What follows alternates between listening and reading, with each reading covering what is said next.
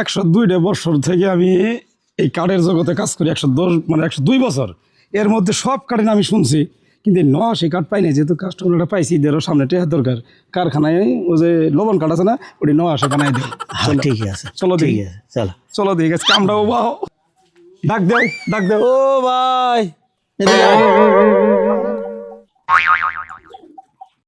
মাপ গ্যারান্টি, কবজা guarantee, সিরগল guarantee.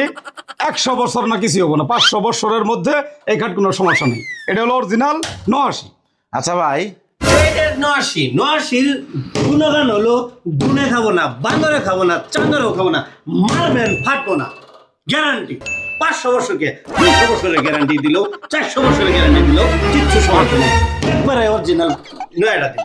বিদেশ তনে পাশ করেছেন ভাই, আপনারা কি বিদেশ তনে লেবার গিয়েছেন? বিদেশ না, বিদেশ না, আমরা বিদেশ টাকা খরচ করে বিদেশ যাই না। Taiwan Taiwan. ভালো মিস্ত্রি দেখি।